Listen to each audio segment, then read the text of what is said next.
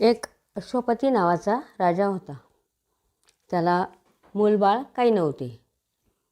मग त्याने यज्ञ केला आणि यज्ञ केल्यानंतर त्याला जी मुलगी झाली तिचे नाव त्याने सावित्री असे ठेवले. सावित्री ही फार गुणवान आणि सालस अशी मुलगी होती. तिचे लग्नाचे योग्य वय झाल्यानंतर राजाचा पूर्ण तिच्यावर विश्वास असल्यामुळे त्याने तिला सांगितलं की तुझावर तू शोधून आण. म्हणून सावित्री आपल्या मंत्र्यांबरोबर वर संशोधन करण्यास निघाली. अरण्ये, ऋषींचे आश्रम, निरनिराळे नगर असे तीर्थ असे फिरून तिने परत मग ती राजवाड्यात आली. परंतु तिला तिच्या योग्यवर काही मिळालं नाही. त्यावेळेला ती आल्यानंतर बघते तर नारद मुनी तेथे बसलेले होते. तिने नारदांना नमस्कार केला आणि पित्याला सांगितले की वनात राहणारे द्युम्नसेन नावाचे जे एक गृहस्थ आहेत त्यांचा मुलगा सत्यवान याला मी पसंत केलेले आहे. तेव्हा नारद म्हणाले, हा मुलगा तर अल्पायुष्य आहे, त्याचे वय फक्त 12 वर्षाचे बाकी आहे. म्हणून आणि आता तर 1च वर्ष शिल्लक राहिलेले आहे. मग तू याला कसं काय पसंत केलं आणि याच्याशी लग्न केल्यानंतर तुझं कल्याण होणार नाही असं नारद मुनी सांगायला लागले. त्यावेळेला तिने सांगितले की मी मनाने सत्यवानाला वरले आहे आणि आता मी हा माझा निर्णय बदलणार नाही. असं सांगितल्यानंतर राजा तिला सांगू लागला की तू एखादा दीर्घायुषी सर्व गुणसंपन्न अशा राजपुत्राची निवड करू शकते. पण तिने स्पष्ट नकार दिल्यानंतर राजाने नाईलाजाने तिचे लग्न सत्यवानाशी करून दिले. मुलीच्या आटापुढे राजाचे काही चालले नाही. त्यानंतर ती वनात सासू सासऱ्यांबरोबर पतीबरोबर वनात राहू लागली. त्या दोघांचे स्वभाव एकदम सारखे असल्यामुळे ते आनंदात राहत होते. परंतु जसजसे दिवस जात होते तसतसे तिच्या मनात नारदांचे बोल तिला आठवत होते व मनात भीती वाटत होती की तिच्या पतीचे आता आयुष्य 4च दिवस बाकी राहिलेले.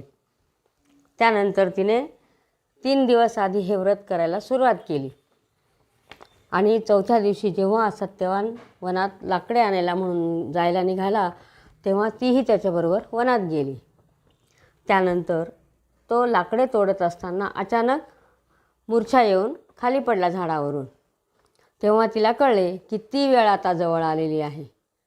तिने पतीचे डोके मांडीवर घेतले आणि त्याला हवा घालू लागली.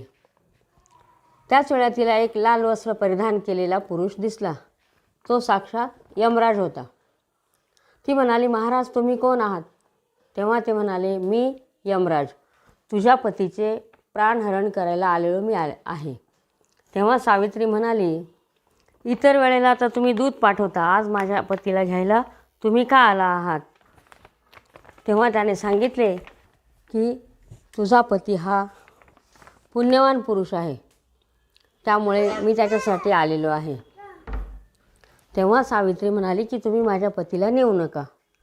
तो म्हणाला, तू पती सोडून माझ्याकडे काहीही मागू शकते. तेव्हा सावित्रीने यमराजाकडून वर मागितले. पहिले म्हणजे माझे जे अंध सासरे आहेत त्यांना दृष्टी यावी, नंतर त्यांचे राज्य त्यांना परत मिळावे आणि माझ्या पित्याला संतती व्हावी असं म्हटलेलं. तरीसुद्धा यमराज तिला तथास्तु म्हणाले. परत ती त्या यमराजाच्या मागे जाऊ लागली.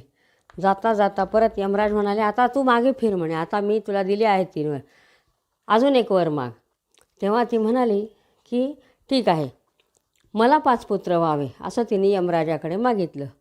यमराजाच्या लक्षात काही आलं नाही. त्यावेळेला यमराजाने तथास्तु म्हटलं. मग ती म्हणाली, अहो माझे पती मरण पावल्यानंतर मला पुत्र कसे होतील हे तुम्हीच सांगा म्हणे. त्यावेळेला यमराजाला आपली चूक कळून आली आणि त्यांनी तिला नमस्कार केला आणि सांगितले, खरंच तू पतिव्रता आहेत आणि हुशारही आहेस, तर मी आता तुझ्या चातुर्यावर प्रसन्न होऊन तुझा पती मी तुला परत करतो. असं म्हणून त्यांनी तिचा पतीचे जीवदान दिले. आणि ही जी गोष्ट घडलेली आहे ती वडाच्या झाडाखाली घडलेली आहे. पूर्वीच्या ऋषीमुनींनी आपल्याला वनस्पती, प्राणी आणि सृष्टीतील उदात्त महान शक्ती यांचा मनुष्य जीवनाशी काय संबंध आहे हे सगळे सहजतेने जोडून दिलेले आहेत.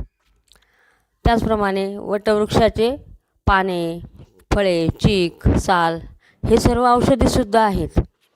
हे प्रचंड वटवृक्ष त्याची सर्व जी शक्ती आहे ती संजीवनीप्रमाणेच काम करते आणि ते सर्व प्राणवायू ते निसर्गात पसरवित असतात.